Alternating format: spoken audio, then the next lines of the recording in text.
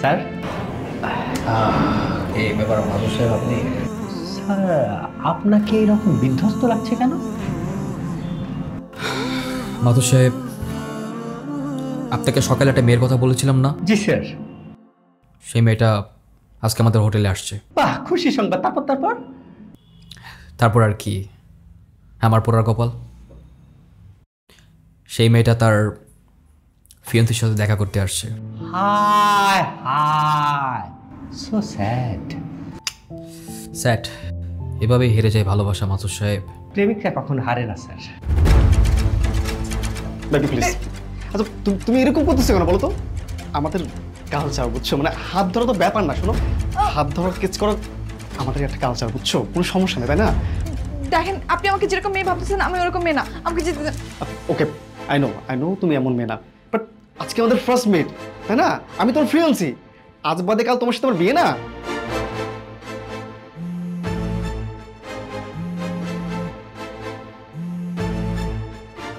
ছাড়েন, আমি বাইরে যাবো please. K? Sir, room service, দরজাটা খুলুন। Room service? আমি তোমাকে এখন আসতে বলছি, ওরা আসো। স্যার, স্যার খুব জরুরি কাজ আছে, দরজা আপনি খুলতে হবে স্যার, দরজা খুলুন। এখন এখান থেকে যাও, পরে আসো, যাও। স্যার আমি পুলিশ নিয়ে এসেছি, দরজা আপনাকে খুলতেই হবে।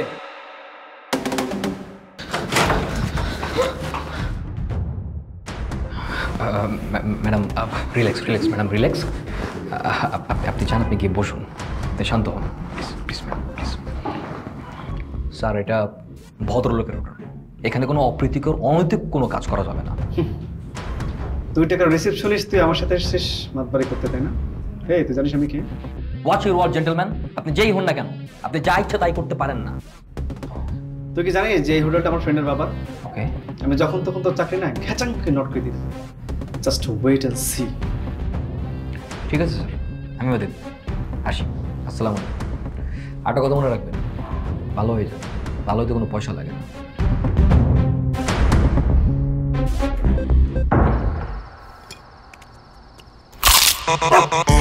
ভীষণ কুড়মুড়ে গোলমার্ক পক্স বিস্কুট, একটু জায়গা বুঝে খান। ছি ছি ছি ছি ছি, ছেলেটা এত জঘন্য! তুই এতদিন ধরে কথা বললি, আগে থেকে কিছুই বুঝতে পারলি না? না বাবা, কথা বলার সময় তো ভালোই মনে হয়েছিল, যাওয়ার পর যে এরকম করবে কে বুঝেছে। এই ছেলেটাকে তো পুলিশে দেওয়া দরকার। তুইও কেমন মেয়ে, হ্যাঁ? হোটেলে ছেলেটা ডাকলো আর তুই গটগট করে চলে গেলি, আশ্চর্য। আমি কি বুঝেছি না কিরকম করবে? আমি তো ভেবেছি বিদেশি কালচারে বড় হয়েছে, হোটেলে ওরকম কোনো বিষয় না, নর্মাল কিছু, এই জন্য গিয়েছি। ইস, ভাগ্যিস হোটেলে ছেলেটা ছিল, হ্যাঁ?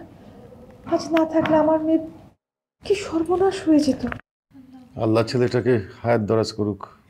ইস, আমি তো ভুলেই গিয়েছি, ছেলেটা আমাকে সেভ করলো আর আমি একটা থ্যাঙ্কসও দিলাম না।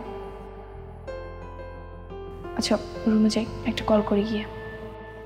তুই একদম চিন্তা করিস না মা, আমি তোর জন্যে আর একটা বিদেশে সেটেল ছেলে খুঁজে বের করবো। আচ্ছা দেখো তোমরা কি করবা, আমি রুমে গেলাম, ভালো লাগছে না। যা।